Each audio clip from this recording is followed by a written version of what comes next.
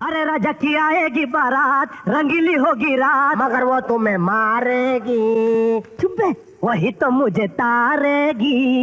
राजा इधर आ, इधर आ।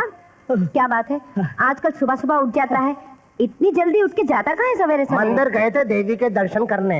ओह, कोई बहुत प्रताप वाली देवी लगती अरे है। उसके प्रताप का मत पूछो माँ, एक बार दया कर दे मेरी जिंदगी संवर जाएगी।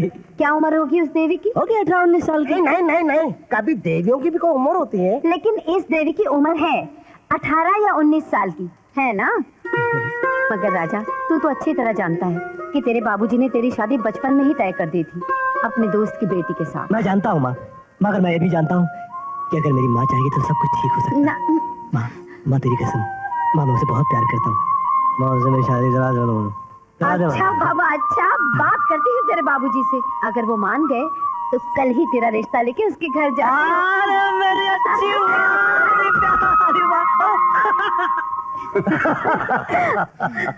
तो क्या है, मेरे बेटे ने जब से आपकी बेटी की तस्वीर देखी वो दीवाना सा हो गया है और आपकी बेटी को रिझाने के फिराक में उसने लाला जी को फंसा दिया। अरे अरे साहब, फंसाया क्या? मुझे तो नंगा करके पीटा है, जानवरों की तरह बांध दिया, खाना तक मुझे नहीं दिया। लाला जी, मुझे और शर्मिंदा मत कीजिए। आप लोग बातें कीजिए, मैं अपनी बहू से मिल के आती हूँ। मधु, तुम्हारे पापा ने तो सब बातें तय कर ली हैं, फिर क्यों घबरा रही हो? बात घबराने की नहीं है। मेरी जब उससे मुलाकात हुई थी तो वो कुछ अजीब से भेष में था, उसका असली चेहरा देख नहीं पाई थी। अब सोचती हूँ उसकी एक फोटो देख लेती तो अच्छा था। बेटी, तुम पढ़ी लिखी हो, ये अच्छी बात है कि शादी से पहले अपने दूल्हे की फोटो देखना चाहती हो। लो देखो, मेरा बेटा भी किसी से कम नहीं है। जानकी, हाँ जी, आई। देखने में तो बहुत बड़ा वकील लगता है। जानती हो, मुझे हमेशा डर था कि मेरी शादी किसी कम पढ़े लिखे लड़के से न हो जाए, लेकिन भगवान ने मेरी सुन ली।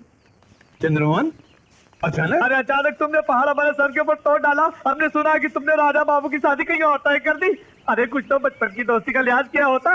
जब से इसने सुना है, ये तो बेचारी रो रो के पागल होती जा रही है। देख इसको। हाँ भाई साहब, बचपन से लेकर आज तक हमने अपनी बेटी को यही दिलासा दिया था कि उसकी शादी आपके बेटे राजा से होगी। मैं शर्मिंदा हूँ बहन, अब जो हो गया सो हो गया। चंद्रमोहन, लेकिन तेरी बेटी मेरी बेटी है, उसके लिए वर मैं तलाश करूंगा, उसकी शादी मैं करूंगा, सारा खर्च मैं बर्दाश्त करूंगा, मैं वादा करता हूँ। लेकिन राजा को भूल जाओ, क्योंकि वो लड़की राजा की जिंदगी है, उसकी खुशी है, और ये पगली अपने बेटे को किसी हालत में दुखी नहीं देख सकती। मैं हाथ जोड़ता हूँ, चलो इतनी मेहरबानी कर। चल शांति ना रोना, आजा।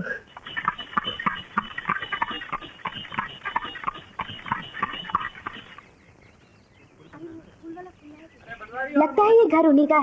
हाँ, चल चलो चलो। भाभी, ये क्या? आप शादी से पहले बिना बताए आ गई है। कोई बात नहीं। ए, कुर्सी ला, अरे वो टेबल ला, अरे मैं तो कहता हूँ खाट ही लेकर आ जा। अरे कुछ खाने पीने के लिए भी लेकर आ। कोई सुनता ही नहीं है। कोई बात नहीं, आप एक काम करो, अंदर ही चलो। लेकिन मालिक और मालकिन तो कार्ड मांगने के लिए बाहर गए हैं। ओह ठीक है, फिर मैं चलती हूँ। ऐसे कैसे जा सकती हैं आप? मैं हूं ना उनका नौकर नंदू, सबका बंधु। ए, आप भी आओ ना साहब। आइए आइए, जल्दी आइए आइए, आइए आइए, अंदर आइए आइए। ये है राजा बाबू का घर। आइए आइए, आइए आइए। अरे आइए आइए। ये कौन है? ये है राजा बाबू के दादाजी और दादी जी। आइए, मैं आपको और भी तस्वीरें दिखाता हूँ। आइए आइए, आपको होने वाले पति की तस्वीरें। ये अमिताभ बच्चन दीवार वाले पोज में, ये धर्मेंद्र धर्मवीर वाले पोज में, ये राज कपूर जी श्री 420 जी, और ये जतेंद्र हिम्मत वाला। लगता है फिल्मों का बहुत शौक है इन्हें। इतना ही नहीं, जब अदालत फिल्म लगी थी ना, उसी फिल्म के अमिताभ बच्चन के पोज में 1 महीने तक हमारे राजा बाबू गांव भर में घूमते रहे थे। अंदर की बात बताओ, हमारे राजा बाबू शादी के बाद आपको श्रीदेवी के पोज में देखना चाहते हैं। चांदनी में जैसे श्रीदेवी ने कपड़े पहने थे ना, वैसे ही कपड़े आपके लिए खरीदने वो बाजार गए हैं। आप कहो तो मैं आपके लिए दर्जी बुलाऊं?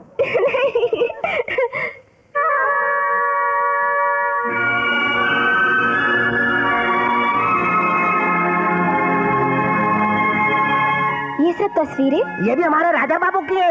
आइए नजदीक से देखिए, ये देखिए, वकील के पोज में, ये देखिए डॉक्टर के पोज में, ये देखिए इंस्पेक्टर के पोज में।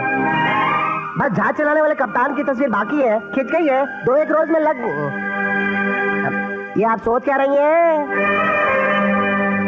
राजा बाबू कहाँ तक पढ़े हैं? 5वीं में 5 बार फेल।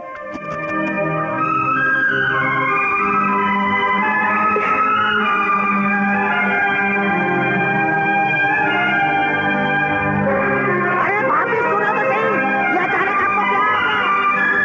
अरे बेटी तुम कब आई? क्यों रे नंदू, हमारे होने वाली बहू पहली बार हमारे घर आई और तू हमें बताने तक नहीं आया?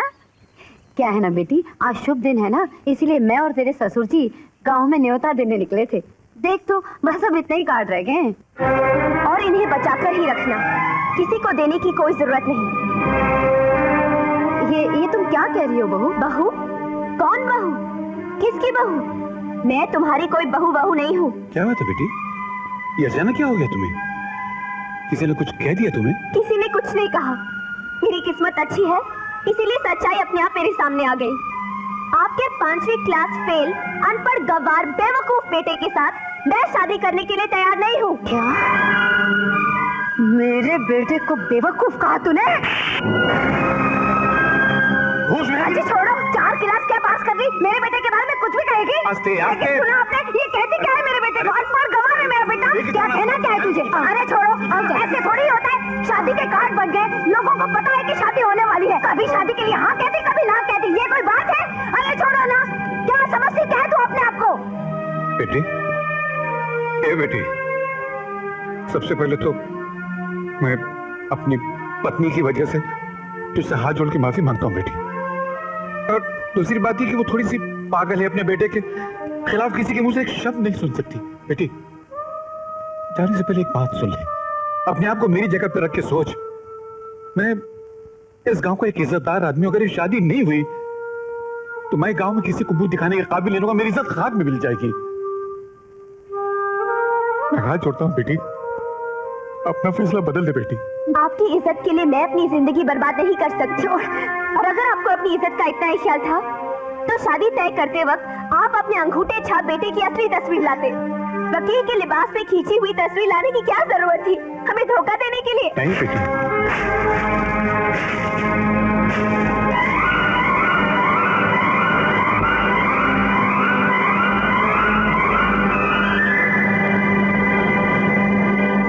इतना घमंड, तेरी इतनी हिम्मत कि तू शादी के कार्ड के टुकड़े टुकड़े करके मेरे पति के मुंह पे दे मारे। आप इसकी बात का सुनिए, देखिए आप अपना दिल छोटा मत कीजिए। वो तो बच्ची है, उसे कुछ पता नहीं वो क्या कर रही है। आप कुछ बोलते क्यों नहीं? सुनिए,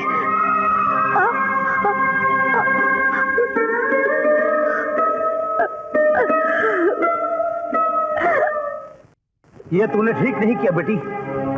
तू नहीं जानती कि किशन जी की उस गांव में कितनी इज्जत है। एक इज्जतदार आदमी की अगर इज्जत चली जाए तो उस पर क्या बीतती है तुझे इसका एहसास नहीं। तुझे अभी इसी वक्त मेरे साथ चलकर उनसे माफी मांगनी पड़ेगी। नहीं डैडी, मैं आपके साथ नहीं चलूंगी, इसमें मेरी कोई गलती नहीं। तेरी गलती यह है कि वकील के लिबास में राजा की तस्वीर देखकर तू उसे वकील समझ बैठी। तेरी गलती यह है कि तूने उनसे यह नहीं पूछा कि उनका बेटा वकील है या नहीं। जब बेटा वकील नहीं अनपढ़ है तो पढ़े लिखे लोगों की तरह तस्वीरें खिंचवाकर घर में रखने की क्या जरूरत है? बेटे वो अनपढ़ है, शायद उसे इसीलिए पढ़े लिखों की तरह तस्वीरें खिंचाने का शौक है। बेटे, इतनी सी बात का बतंगा बनाकर शादी से इनकार कर देना ये भी तो ठीक नहीं। आपके लिए छोटी सी बात होगी डैडी, लेकिन मेरे लिए नहीं। प्लीज आप मुझे मजबूर मत कीजिए, मैं एक अनपढ़ आदमी से शादी हरगिज नहीं कर सकती।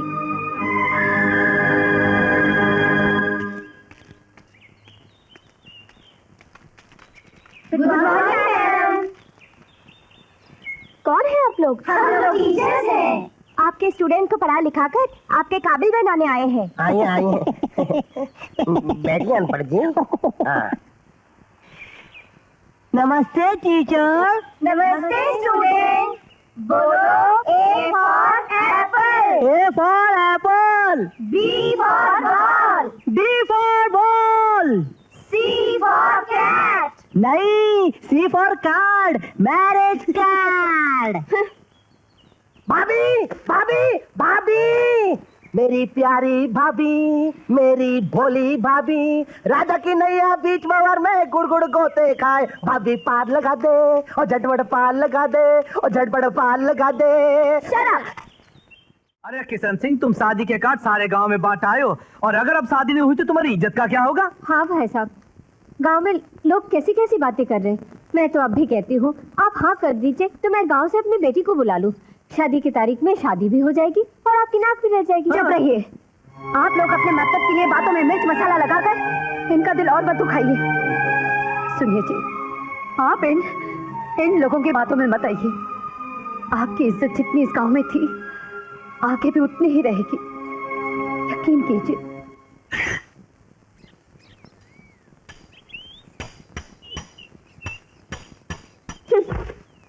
मैं पूछती हूँ ये सब क्या हो रहा है यहाँ?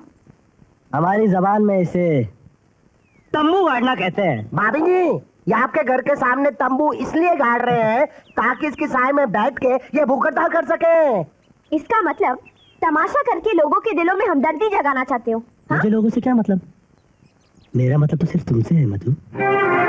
मैं तुम्हें पसंद नहीं करती राजा, उसके बावजूद तुम मेरे पीछे क्यों पड़े हो? अगर आदमी पसंद ना आए तो ये बात अलग है, मगर पसंद आने और शादी के कार्ड बन जाने के बाद सिर्फ इस बात का पता चले कि वो अनपढ़ है इसलिए शादी से इनकार कर देना, ये बात तो गलत है। अगर इस मोमबत्ती के बुझने से पहले तुमने अपने प्यार का इकरार नहीं किया तो तुम्हारी कसम मधु में अपनी जान दे। इस मोमबत्ती के बुझने से पहले?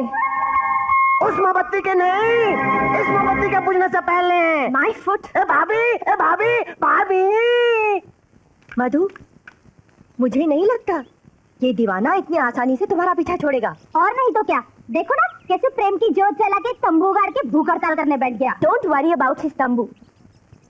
आज रात तक इसका तंबू भी उखड़ जाएगा और कल तक ये भी सुधर जाएगा।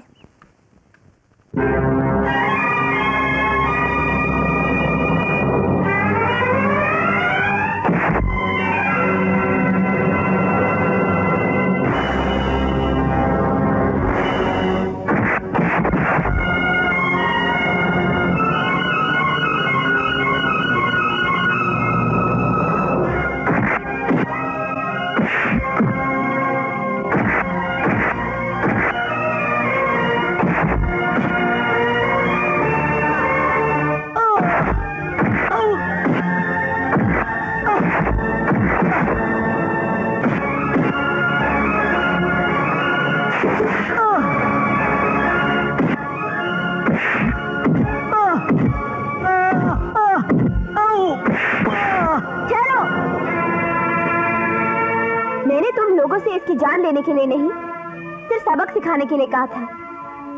ये लो तुम्हारे पैसे और जाओ यहाँ से। मधु, तुम लोग जाना नहीं है भाई। हाँ? दरअसल ये लोग मुझे मार नहीं रहे थे, मैं मार खा रहा था। मैं देखना चाहता था कि मुझे मार खाता देखकर तुम्हें खुशी होती है या तकलीफ, मगर मुझे मेरा जवाब मिल गया है। अब तुम देखना कि मैं तुम्हारे इन भाड़े के टट्टुओं का कैसा हाल करता हूं।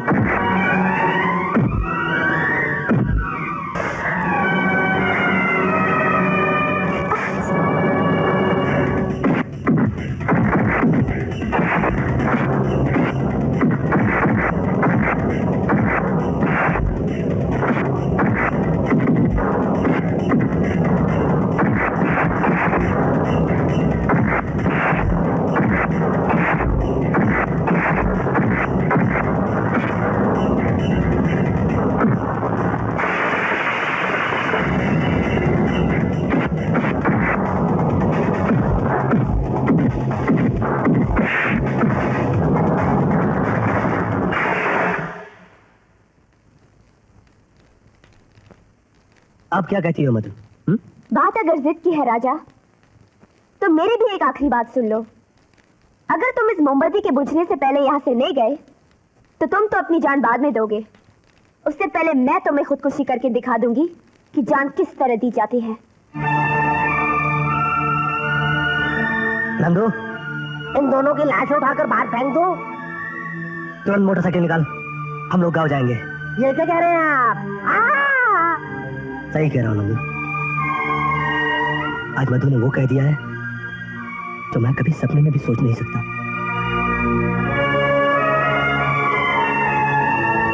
हम जा रहे हैं। जाने से पहले एक बात कहकर जाना चाहता हूँ। तुम्हारी जिंदगी बहुत कीमती है। मुझ जैसे अनपढ़ के लिए इसे गंवाने का ख्याल दोबारा कभी अपने मन में भी मत लाना।